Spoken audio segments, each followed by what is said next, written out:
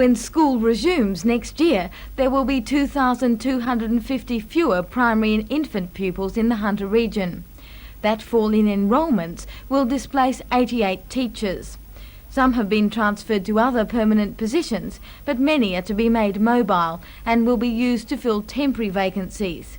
In effect, in the Hunter alone, 88 jobs will be lost, something the Teachers' Federation is anxious to prevent. The Federation's executive is meeting with Premier Rand tomorrow in an effort to resolve the issue. In the meantime, the outlook is bleak for graduate teachers from the Newcastle College of Advanced Education. Dr. Alan Taylor, the head of the college's teacher education school, explains their option. There are three markets. There's the private sector, in which there will be some opportunities for our graduates. There's the public sector, in which there will be no direct opportunities for permanent appointment in 1984, but there will still be the casual market. What do you see the situation to be in, say, the next 5 years? Well, the situation is going to change. There are going to be further declines in primary enrolments, and that will have an effect on the staffing levels required.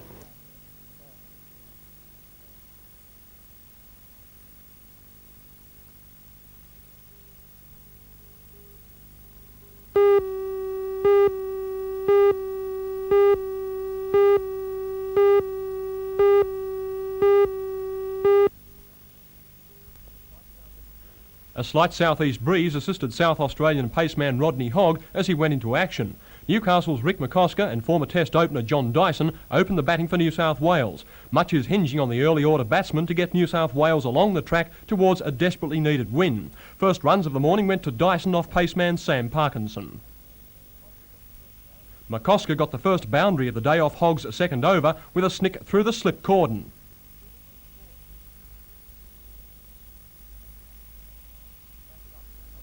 He backed up with another boundary to push the run rate along.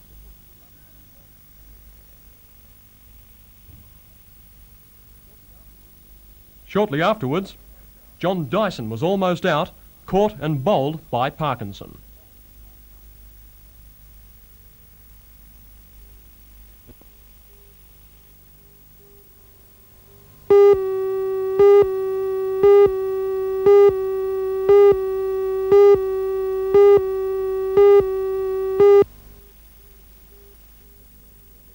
Yes, I do. I feel they've had a very good training session over the last few weeks, plus their own individual training programs have been very extensive at this time of the year. Of course, they've got a bit of a reputation this season to uphold for Newcastle, which has been going particularly well across the board. That's right, yes. The whole Newcastle area in the Surf Life Saving Association has been figuring quite well at state level, so we're out to maintain that high level. And of course these 18-year-olds aren't that far behind the open blokes, are they? No, most of the boys, some of them will have their last year in the junior ranks this year and move into the open division next year, though some of them are competing in open events also. It would certainly be a credit if Newcastle could take this off, because obviously the other areas too are getting stronger. This is true, though I believe the Manly team is very strong, and along with the Sydney team, so the competition is going to be very thick.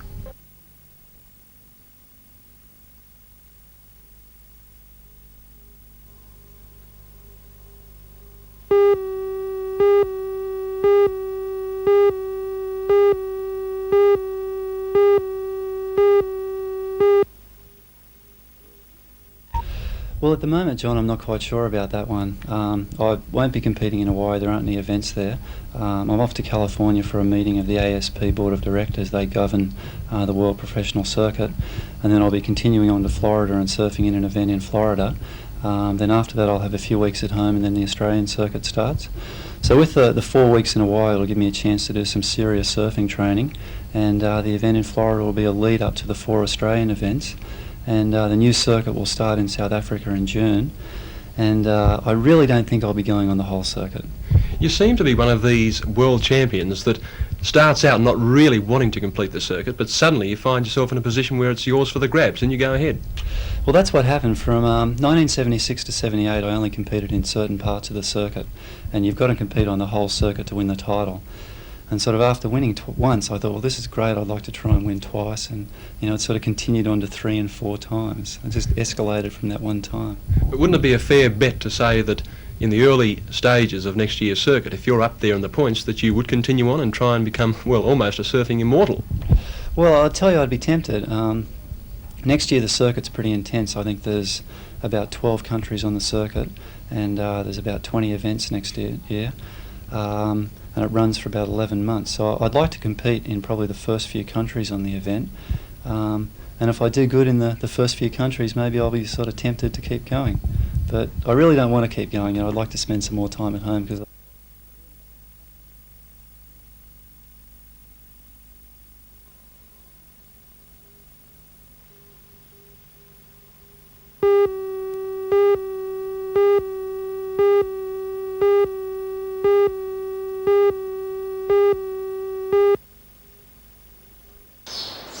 Heavy rain overnight and early this morning made a start look ominous, but ground staff were able to mop up the water, and umpires Dick French and Alan Marshall decided play could begin at midday. But rain began to fall as play was about to begin, and the covers were hurriedly put back on the wicket. The players and a team of administrators waited patiently. New South Wales and Test bowler Jeff Lawson had almost given up hope. You have the swims here? South Australian batsman John Inverarity was philosophical. He's just 22 runs off scoring the highest aggregate number of runs ever in Shield cricket, surpassing the great Don Bradman. I think Bradman has a record which will never be broken. I think you've got to be realistic and look at the circumstances. He achieved his runs in relatively very, very few innings, and I think he's really got a record that will never ever be matched. When play finally did get underway at 3 o'clock, it soon became obvious that Inverarity was going to have to work hard to get those 22 record-breaking runs. Mike Haseman, whose overnight score was 16, added only 4 runs before falling victim to Jeff Lawson on the last ball before tea. South Australian captain David Hooks then came to the crease, obviously intent on pushing the runs along, and pounced on this rare loose delivery from Gilbert. The wicket was showing signs of producing an outcome in this match, with the bounce of the ball becoming unpredictable.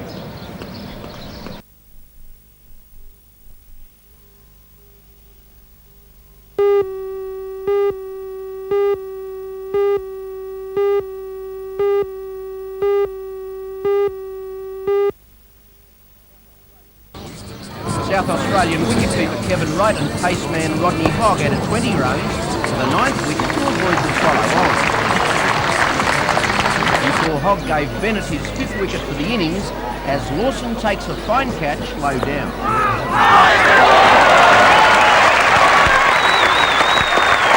It was then that the New South Wales skipper Dirk Wellham sensationally runs out Ian Carmichael. Watch for the throw right out near the fence.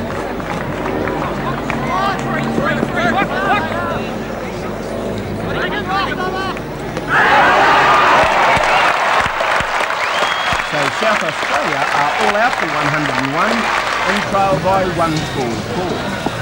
Smith and McCloskey make 42 without loss before rain stopped play for 30 minutes.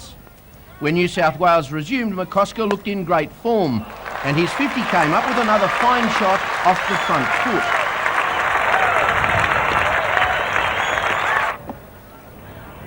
A ball that kept low claimed his wicket for 55 when the score was 83.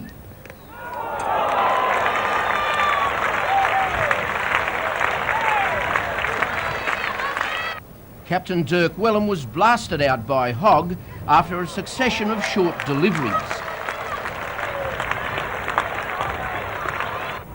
Smith showed only glimpses of form, fighting hard for his 40 runs before Hooks took a sharp chance off Carmichael. Matthews became Carmichael's second victim, found plumb in front, and New South Wales went to tea at 4 for 129.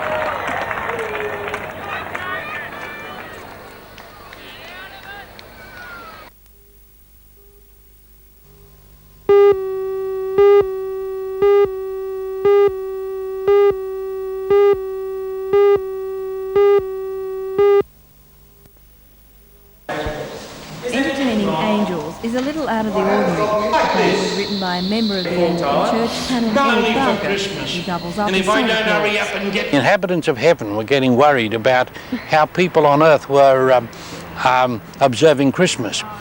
And so they sent 2 young angels disguised as human beings down to Earth to investigate.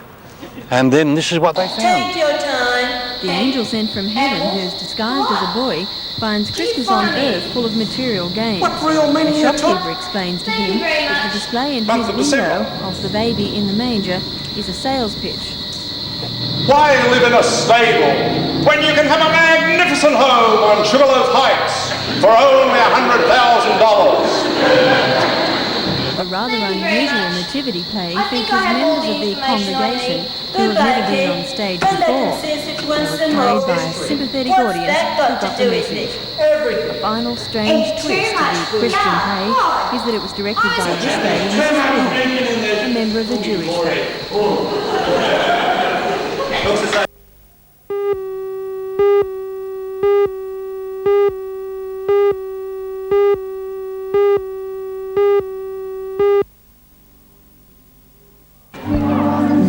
Carols by candlelight in the park drew a large crowd last night, all helping to spread the feeling of goodwill. The crowd was led by a 200-voice choir.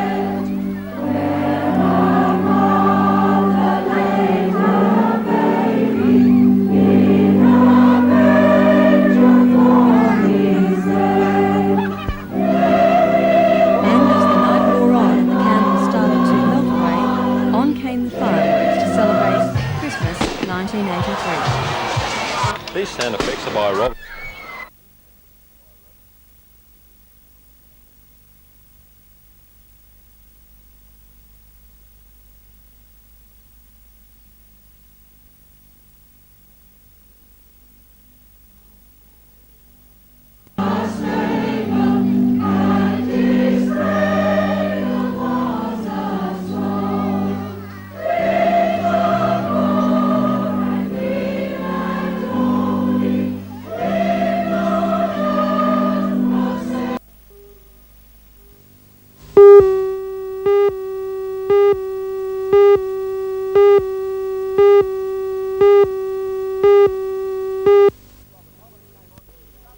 Robert Holland came on from the southern end and with his first ball bowled Haseman around his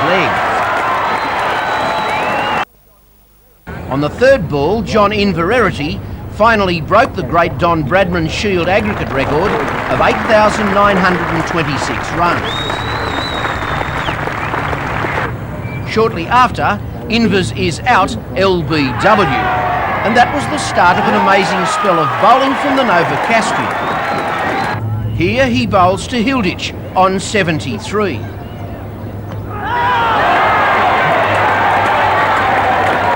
To Bishop on 10. To Sleep on 15. And to South Australia's last hope, skipper David Hooks on 42. The end finally came shortly after, with this ball from Jeff Lawson to Ian Carmichael. And New South Wales had won outright by 109 runs and take maximum points from the match.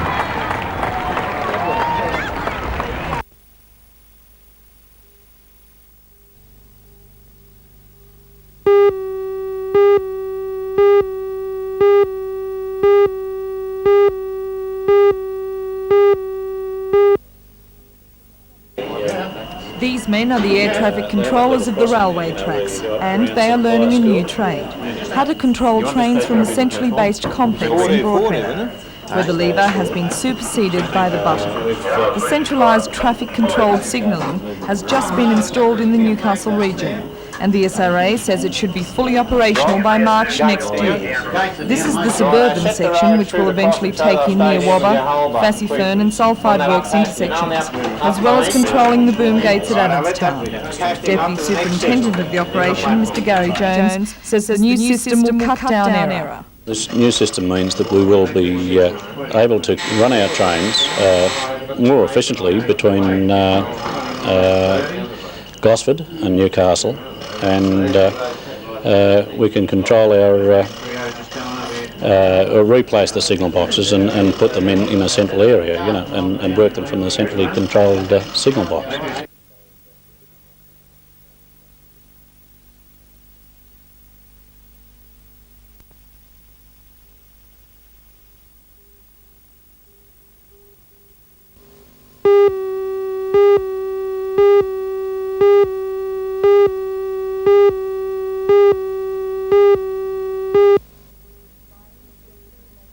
By any stretch of the imagination, Newcastle's third coal loader is huge and fast. With 10 kilometres of conveyor belts, a load of coal can reach a ship waiting to be loaded in less than 10 minutes.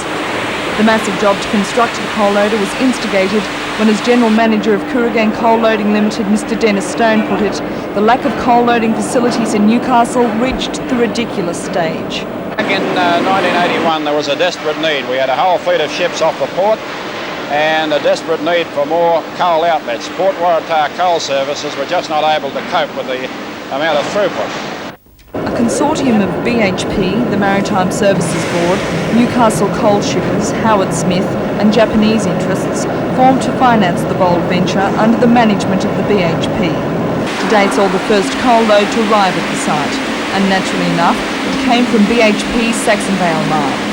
In June, the Kooragang coal loader will have a capacity of 6 million tonnes. By this time next year, it will have increased to 15 million tonnes. But this is only the first stage of a long-range plan, with an ultimate capacity of 50 million tonnes.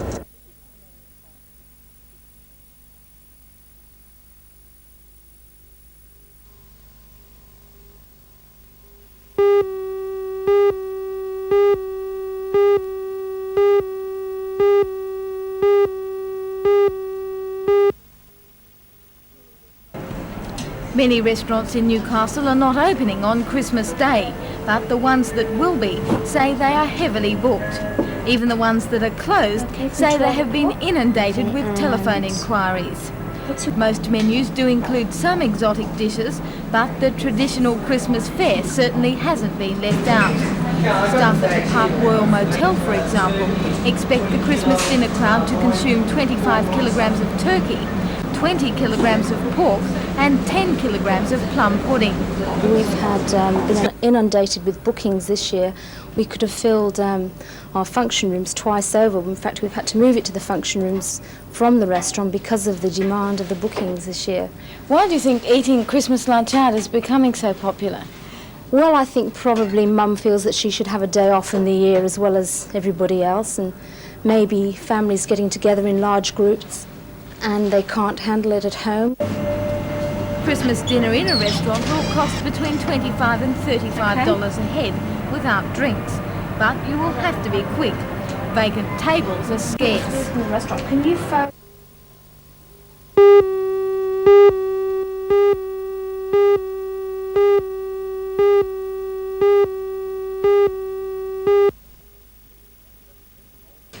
"17-year-old Lee Bowen, Newcastle's top junior male 10-pin bowler, will be off to America next year to contest the Koala Cup. Lee, seen here practising at the Olympic Bowling Centre at Mayfield this afternoon, has been involved in the sport for 9.5 years. Over the past 2 years, Kevin Thompson has coached Lee and brought him up to this high standard. The Australian junior team is made up of a male and female from each Australian state. In future, Lee will be looking to do Newcastle and Australia proud in the skillful sport of 10-pin bowling.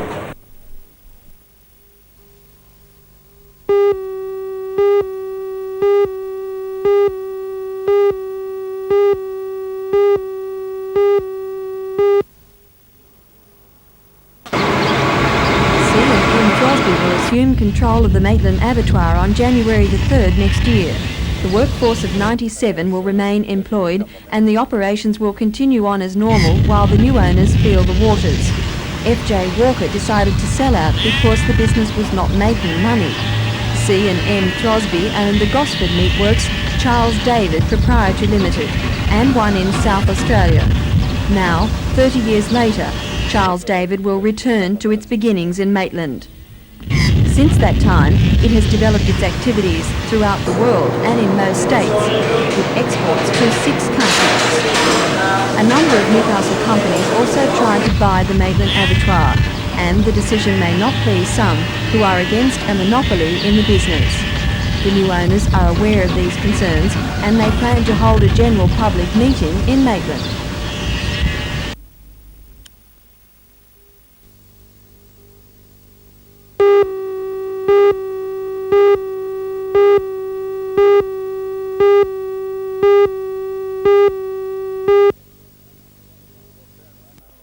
go up there and run. I don't know why they brought Alan Butcher down here, but if he's here, that's okay too. Doesn't scare us. They've got good competition. I can't say much of the way they drive. Yes, you haven't been very complimentary about the driving skills of the Newcastle drivers in recent years. Well, one of the hardest places we have to go because they just stay down there and they're up there at Newcastle and run on that track. They get pretty fast. We show up there and the rain and all that, but we'll be competitive. Rodney, talking about the rain, you've had a problem with the wet weather, being unable to practice. Is that going to put the American team drivers at a disadvantage? Well, I don't think so. We're used to running them kind of conditions at home, so, I don't think it'll put us too much at disadvantage, so we'll just have to go with it and see what happens.